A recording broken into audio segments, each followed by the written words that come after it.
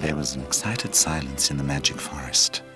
All the animals, trees and flowers seemed to hold their breath.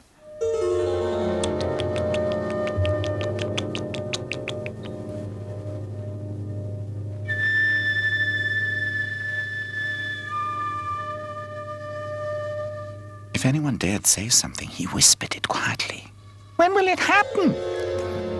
The mouse squeaked, shyer than before. "Shh," the old tree said in a domineering way. "Should I have a look?" asked the squirrel. "Don't do that, Wuschel," the tortoise remarked. "You will rustle the leaves too loud. We must be patient." But to remain patient was difficult for the animals. Restlessly, the squirrel hopped around. "If you believe I'm too loud, perhaps the bird may have a look. He's very quiet," he begged. Although the old tree would, of course, never have admitted how curious he was, he had had this idea before. "You young people are not able to wait," he mumbled. "Well, let the bird have a look." The bird was happy to be able to do something and flew away. The animals were left behind, became more and more nervous. The air was full of suspense.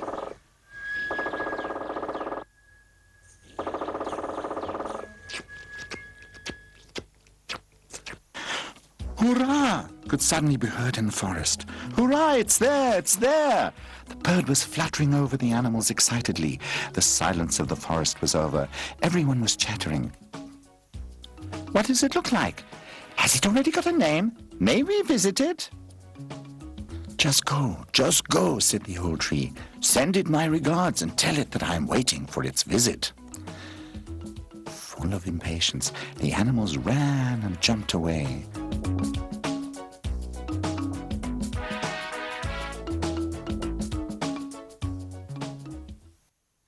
Full of pride, Mother was watching her baby. The father was looking at the kid with benevolence too. Suddenly his ears rose. "I think there are visitors," he said. "Oh, how pretty, how lovely," the animals were whispering to each other. "This is the prettiest little kid that was ever born in the magic forest. It's really golden," the squirrel said, full of enthusiasm. "What's its name?" said Mummel the hare. "We don't know yet," said the father. "We haven't had any time to think about its name. But Wuschel has found it just now," said Mother Dear. Wuschel was surprised. "I have given it a name?" he asked, full of amazement. "Yes," Mother Dear laughed. "Haven't you said that the kid is golden? Goldie is the right name for my little daughter. Goldie's a nice name." Wuschel was so happy. He had found a name for a dear kid. This is a commitment. Wuschel swore to take care of Goldie everywhere and never leave her alone.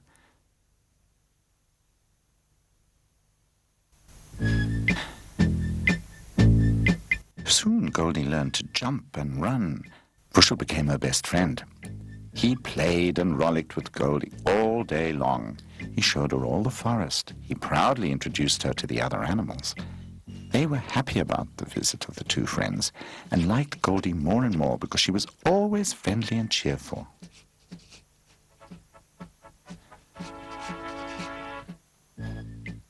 When the friends had rollicked about enough, they went to the old trees.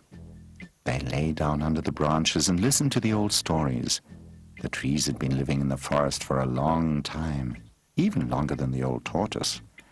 Therefore they could talk about times when the wild bears and buffaloes were still alive and when only a few people came into this part of the forest. Today, the trees told Goldie the human beings could be dangerous. On Sunday afternoons, they invaded the forest in big groups and could disturb the silence of the animals. And sometimes, the tree said, hunters came into the forest and would kill the animals with their guns, yes. As Goldie had never seen a man before, she could not quite believe the stories told by the trees. But even without men, the forest could become dangerous. Goldie had to learn this quickly.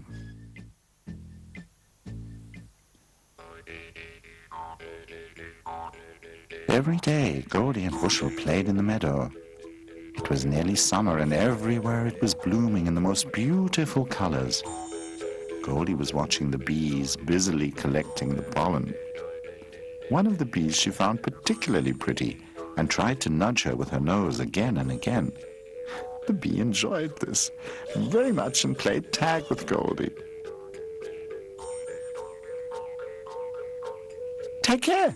Vushel shouted, but it was already too late. Goldie had fallen into the pond. She was rowing her legs heftily. "The water's not too deep," Vushel shouted. "You can stand there." And indeed, when Goldie stopped kicking around, she noticed that her legs were on solid ground. She quickly jumped out of the pond. Vushel laughed his head off, and the bee was giggling. "Stop laughing, you two. That could have happened to you just as well." "But not to me," the bee said cheerfully. "And I always take care where I run along," Vushel said, full of self-confidence. Goldie was sulking, but not for long. The day was much too pretty to feel offended.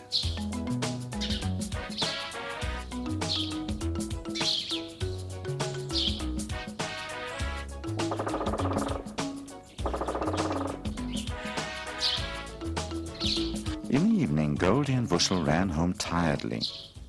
Goldie's mother usually waited at the edge of the protected plantation area for the two friends. But today nobody was to be seen. Full of unrest, both of them were looking around. "Very strange," Goldie said.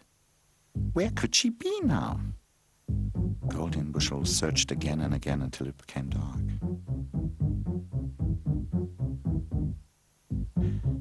They asked all the animals whether they had seen Goldie's mother, but nobody knew anything.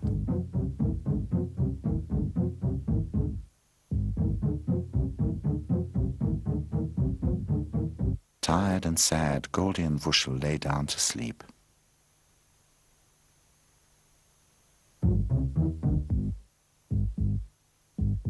The next morning they started the search again.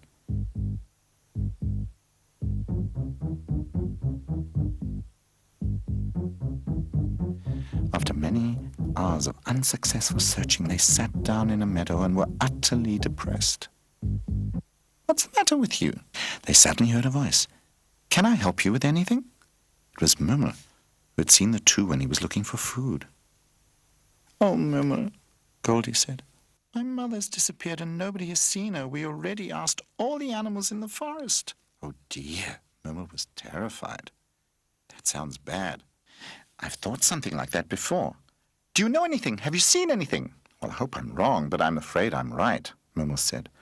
"Yesterday about lunchtime I was lolloping along with my children in the meadow over there. Then I came quite near to your protected forest area. Suddenly it became dark, but it was not the sun that went down, but big shadows were falling on the grass." Mummel became very quiet. "They were men." "Men?" Goldie shouted, horrified. "Did they have guns? Did they kill my mother?" "I don't know. As soon as we noticed the men, we ran off quickly. But I haven't heard any shots." "Carry on. What happened then?" "I don't know," Mummel said sadly.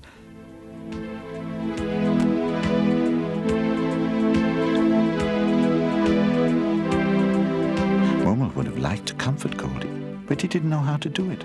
So he lolloped away slowly. "Let's go to the trees. They've seen so much. Perhaps they know what may have happened," Vushel suggested. They ran to the trees quickly and told them what they had heard from Mummel. "Oh dear," said the trees, "that is bad. No one who has had anything to do with human beings has come back into our forest. From now on, nobody could hear Goldie laughing in the magic forest anymore." With sad eyes, she sat in the meadow without saying a word. The other animals missed her laughing and rollicking, and after a while they also became more and more sad. It became quiet in the magic forest. Even the birds twittered only little messages to one another. It was almost to believe that even the sun did not shine so brightly anymore, for it had become darker and darker in the forest.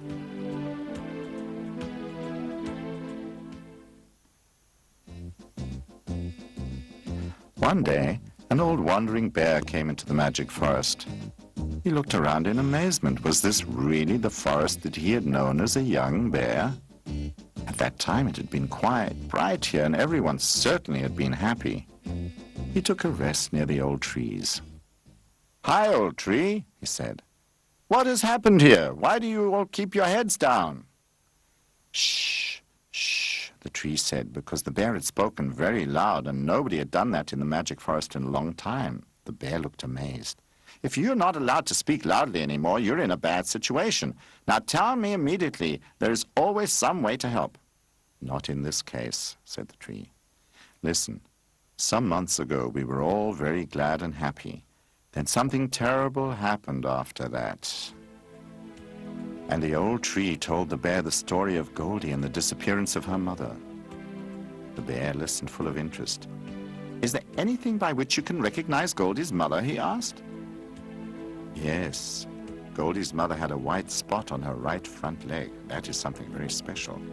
"Then I've seen Goldie's mother," said the bear. "You've seen her? Is she alive?" the tree called.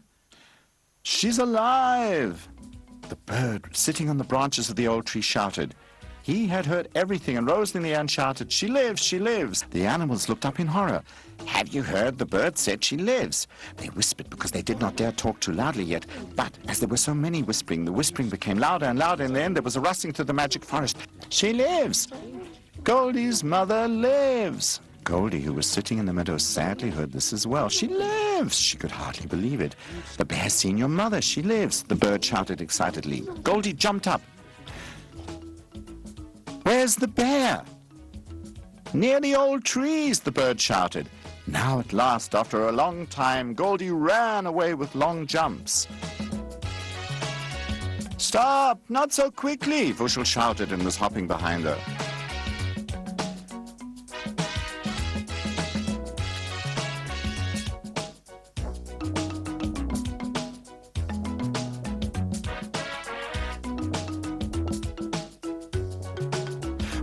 Where have you seen my mother?" she called as she arrived by the old trees.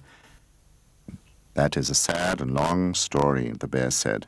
Meanwhile, all the other animals had come together around the trees. "Listen," said the bear, "you will know that many thousands of animals are killed by the people." They all shouted in horror, "But not always. Sometimes we're just caught and locked up by the human beings." "Why does that happen?" Mum asked. "I don't know exactly," the bear said. "Whatever the reason may be, they give us just a little piece of earth. They make a high fence with points around us so that it becomes impossible to jump across it. That is called an enclosure by the human beings. And then what will happen to the animals that are locked up?" the mouse squeaked. "Something strange will happen. Every day many people turn up and look through the fence. We are never unwatched. There's absolutely no place we can go and hide ourselves from the looks of man." "That's absolutely horrible," said the shy hedgehog. "But that's not everything," the bear said. "Often the people bring along drinks and food, and then they throw the empty tins and bottles behind the fence." "Where the animals are?" Vushel asked. "Exactly there," the bear said. "And often the animals injure themselves on pieces of glass or tins." "And Goldie's mother?" "I've seen Goldie's mother in exactly such an enclosure." "Is she injured?" Goldie asked in horror. "I don't think so, but she is ill." "Ill?" the old tree moaned. "Is it bad?" "Yes. Unfortunately, the men do not come to the fence on foot, but they come in big cars. And these cars make a horrible noise and pollute the air. And the animals must breathe this polluted air all day long. And that's why Goldie's mother coughs all the time and has become ill." "She can't get away from that?" Vushel asked. The bear shook his head. Goldie's tears were running over her cheeks, and even the trees started crying.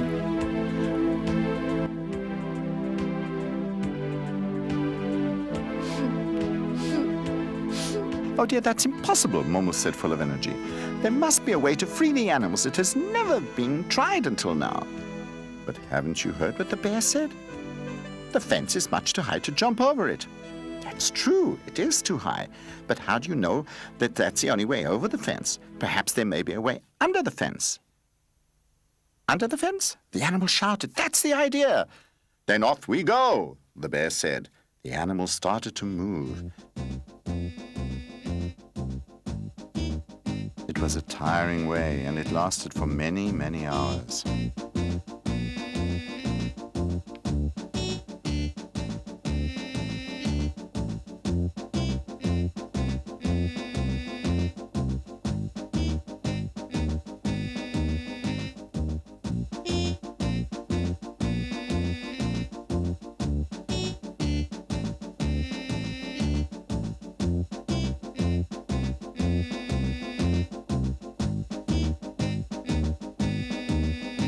At last they saw the fence.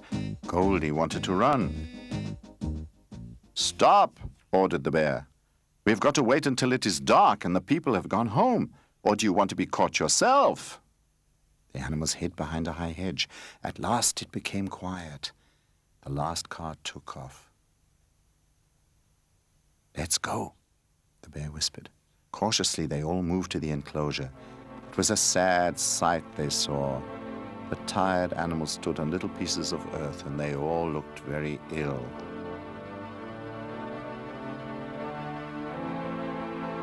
"Mom," Goldie shouted quietly, but when Mom did not react, she shouted a bit louder, "Mom!" Very slowly, Mother Deer turned around her head.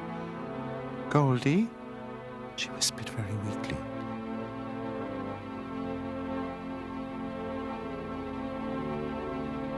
All were quiet because of their emotion.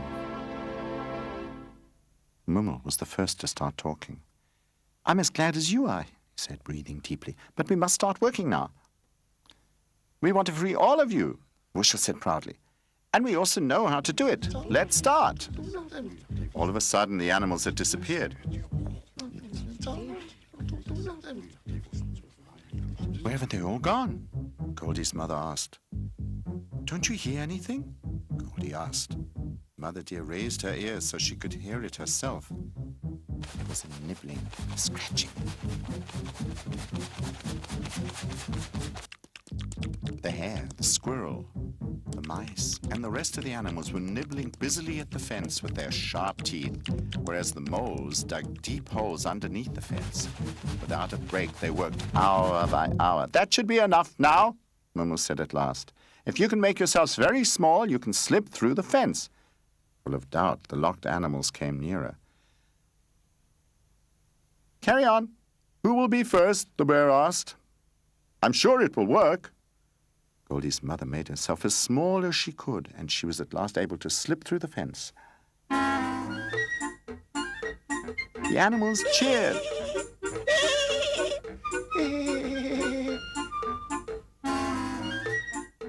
"Shh, shh," Mumu said. "We can celebrate this later, but first of all, the others have to get out of there." While Goldie and her mother were cuddling to one another, the other animals slipped through the fence. "And away from here as quickly as possible. It's already getting bright, and soon the first people will turn up here," the bear warned. It was a strange procession which at dawn moved towards the magic forest. Often they had to take a rest, because some of the animals were injured and very weak, but they managed to do it. "They're coming!" the bird shouted. Under the old trees, they came together for a great festival. And at last, after many weeks and months, everybody was happy and cheerful in the magic forest again. And also the sunbeams were dancing, full of joy on the leaves of the bushes and the trees.